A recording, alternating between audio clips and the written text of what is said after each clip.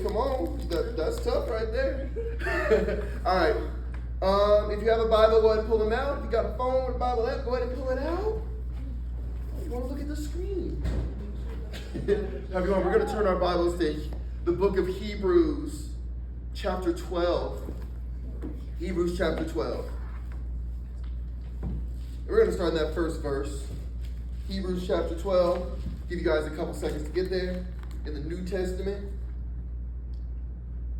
Fun fact about Hebrews as you guys get there, we actually do not know the author of Hebrews. Some suspect it's Paul. But, we think it's Paul. We think it could have been somebody who wrote this. The way that they wrote Hebrews shows that it could have been Paul. But we don't know for sure. Just with your name. Isn't that what your English teacher says? Put your name on it. All right, Hebrews 12. All right, and it reads, "Therefore, since we are surrounded by such a great cloud of witnesses, let us throw off everything that hinders and the sin that so easily entangles. And let us run with perseverance the race marked out for us, fixing our eyes on Jesus, the pioneer and perfecter of faith. For the joy set before him, he endured the cross, scorning its shame, and sat down at the right hand of the throne of God. Consider him who endured such opposition from sinners, so that you will not grow weary and lose heart." And the title of my message today is the creepiest title I probably will ever have, and it's simply, "They're Watching You." Oh. See, if you scared, that should say something. Some of y'all thinking right now, oh, what I do. But just like that, you see, we all, in a way, especially as followers of Jesus, are being watched by something. Not just the camera that's right there. But we're all being watched by somebody, whether we realize it or not, right? And when we are being watched, we typically carry ourselves in a different way, right? If you go to a sports game and you'll know your mama's in the stands, you're going to carry yourself on the court than maybe if she wasn't there, right? It shouldn't be like that, but sometimes it is, right? If you're at school on the group chat, you're going to carry yourself on the group chat than if your teacher decides to come over and look over your shoulder and see what you guys are talking about, right? When you know somebody is watching you, you carry yourself in a different way. And what Jesus is telling us here is that we're surrounded by a cloud of witnesses, meaning that we are being watched by not just some people, but a lot of people, right? When we look at the most recent event that happened in the Olympics, right? Which I won't go into because that's a whole different sermon, right? What happened is Christianity right now is under the biggest microscope ever because of what happened. People are looking at Christians, seeing how you're going to respond, right? How are you guys going to act because of this, right? And the thing is, they've always been there. Everybody, when we proclaim that we know Jesus and we love Jesus and we follow Jesus, people are trying to look at you to see what that actually entails, right? So, what does that mean to know that we're being watched? What does that look like for us? You see, Jesus put in every one of us a light, right? What's the purpose of a light? It's to shine, right? To be seen. Nobody puts a light in a place that's already seen, right? That's a waste of time. Jesus will then put us in places where we're not seen, right? And put his light on us so people know him and can see him through us, right? So, the minute that you gave your life to Jesus, people have been watching you. The second that you have. You might have noticed it maybe when you gave your life to Jesus, you know. Some of you guys maybe gave your life to Jesus when you were really young. Some of you guys didn't. And when you do, you notice some people will come and be like, hey, you know, you act different. You talk different. Something about you's weird, right? People are watching you and they notice you. And they react based on, you know, the light that's inside of you. Yeah.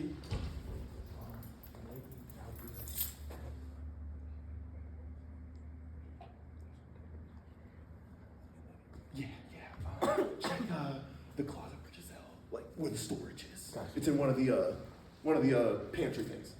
Yep. All right. Sorry about that, guys. So anyway, where was I?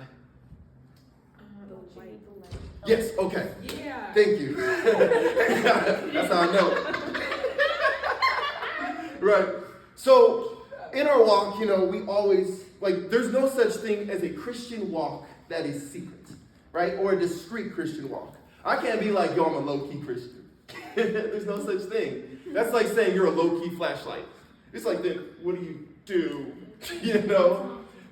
So, whether you know it or not, you're being watched, right? Now, that doesn't mean that everything we do is to be seen, right?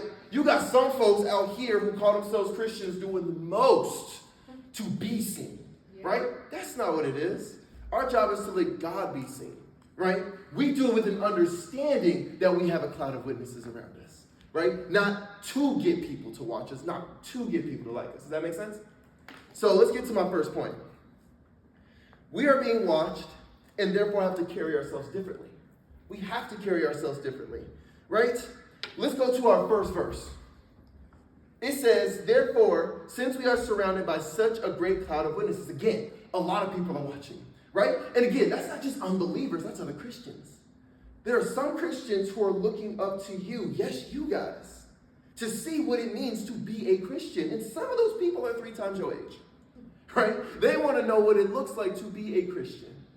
And if we're going to keep it a buck, sometimes I look at me, I'll be like, ooh, me? Like, you looking at me, and it should cause us to want to be better, right? This isn't a knock. This isn't, Jesus beating us down, but it's saying recognize the people that are around you, right? Then it says, let us throw off everything that hinders. To hinder means to hold something back so they cannot do something, right? If I'm playing football and I'm trying to tackle Olivia and Hannah holds me back, she is hindering me from getting to Olivia. Make sense? And then it says, thank you, Hannah. And the sin that so easily entangles. To entangle means to trap and to be wrapped around. So you can't move. Think about a bug in a spider web, right? It moves around, it gets all trapped up, and it can't move. Jesus describes sin as this. And what he says with both of them is to take them off, right? Now, sometimes this looks like a daily taking off. There are things that we struggle with on a daily basis. There's maybe seasonal things that we struggle with, like, this season I went through something and I've been going, having to work through that. But there are some things that on a daily basis we got to take it off, right? And we have to be conscious of that. We have to be conscious that we have to take off things that don't look like Jesus so that when people see us, when these witnesses see us, they see Jesus. The worst thing that we can do is have people look at us and see us. Because us don't always act the way Jesus wants us to, right? Us can be petty. Us can be vindictive. Us can be annoying. Us can want to fight first. Us can want to cuss out first. Us can want to hold grudges. Us doesn't always look like Jesus. So Jesus said, I just need you to take you off, right? Just like a coat. Recognize what you're doing when you feel yourself coming up and it goes against the character of God. It'd be like, hold up, self. I got to put you off for a second, right? Because I don't know who could be watching me. Now, it says, finally, and let us run with perseverance the race marked out for us. Again, the race is our Christian walk. I feel like I've talked about that a lot these last few weeks, right? But the race is the Christian walk that each and every one of us have, right? He tells us to run it with perseverance. Perseverance just means just keep going without quitting, right? This is a tough walk. What Jesus just asked us to do is very tough, right? To take off ourselves and to put on him and then run this race that everybody is looking at us crazy, talking to us crazy, hating on us. We're turning on TVs. People are mocking us. Run that race with perseverance. That means when you want to quit, Jesus said, keep moving.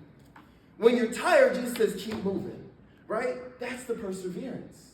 Now, the great thing about God is he always tells us how to do it.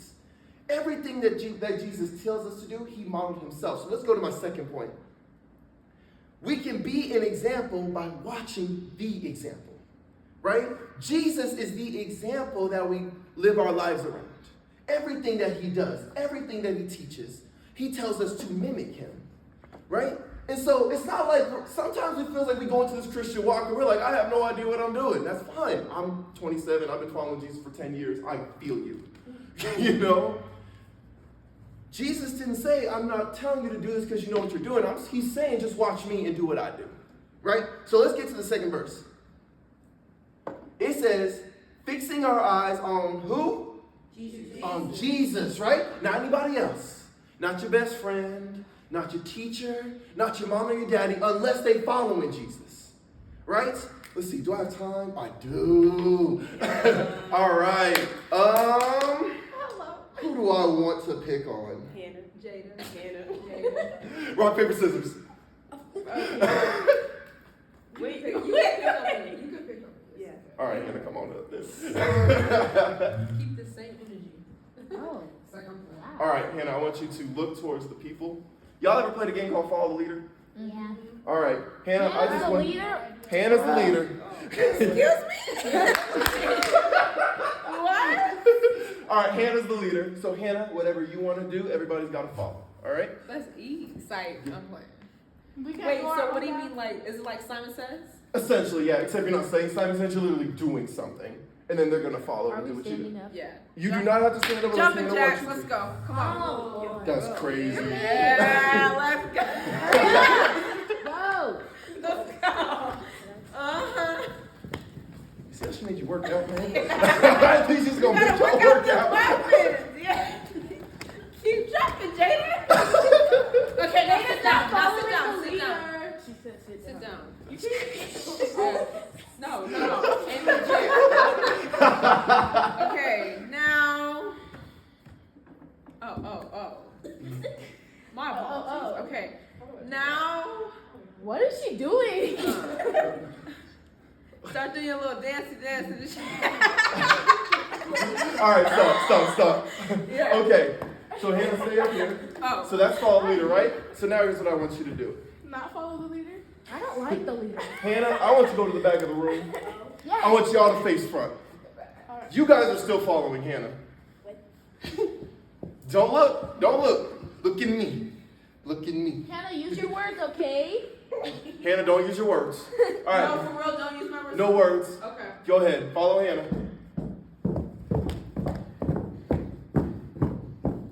Hey.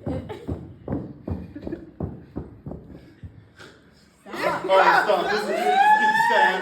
That got sad way quicker than I thought it was. Hannah doing this.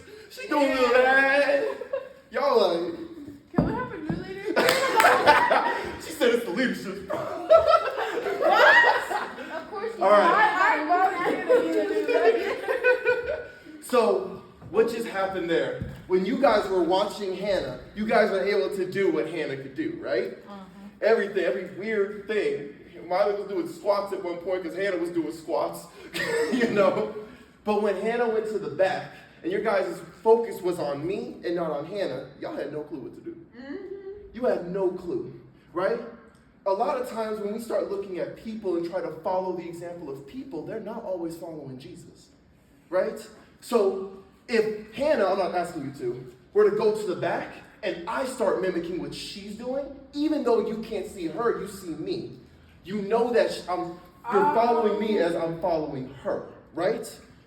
Every leader that you follow, whether it's your parents, whether it's a mentor, whether it's a pastor, right? You should follow them only if they're following Jesus. We have a lot of people in the church right now who follow pastors who don't care if they're following Jesus.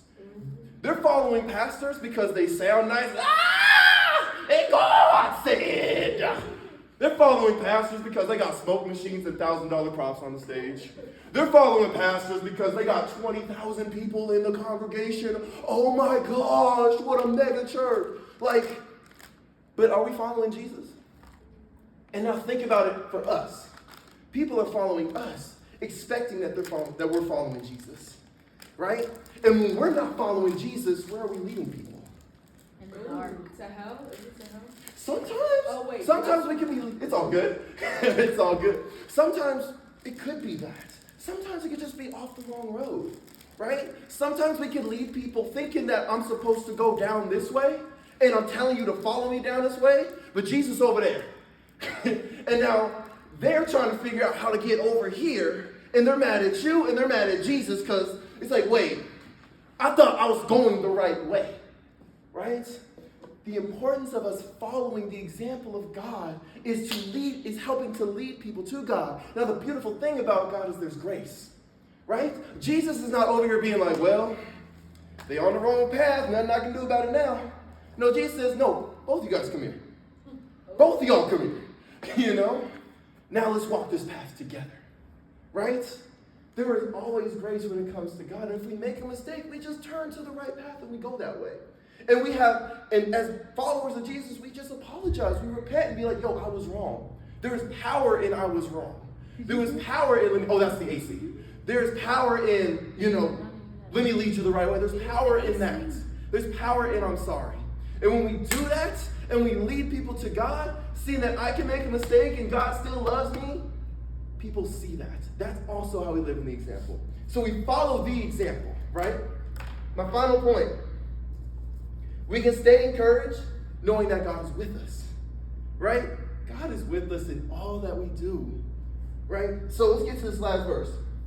It says, consider him, Jesus, that's him, in case we don't know, who endured such opposition from sinners. Jesus had haters. Jesus dealt with some craziness, right? Oh, we do. Such opposition from sinners, so that you will not grow weary and lose heart. And if I were to add something at the end, if I could, I'd say in your race, right? How can we keep doing this Christian thing? Is knowing that Jesus got us. Is knowing that he suffered and he died for every mistake, every trip, every fall that I could ever do. Knowing that all the craziness around the world, that Jesus protects me from that. And that I can run my race knowing that God's with me. That's why he did this, y'all. You see, we got to stop making the cross just so cliche. Like, yeah, he died on the cross. He was going to do that anyway. No, Jesus died so that you can live, right? Not just in heaven, but here on earth. So that you can have the best life that he wants you to have.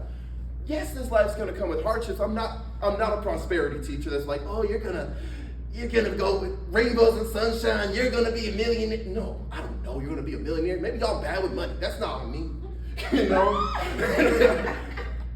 But what I can say is that you got somebody that will never leave you. You got somebody that can give you joy in the lowest moments. You got somebody who can give you peace when everybody's going left and losing their mind. That's who's with you. And that God, the God who created everything, who created the word problem, and also created the word solution, that God's with you. And so as you try to live a life knowing that people are watching you, know that you got a God that loves you and a God that wants to be an example to you. All right? That's all I got. Go ahead and stand to your feet.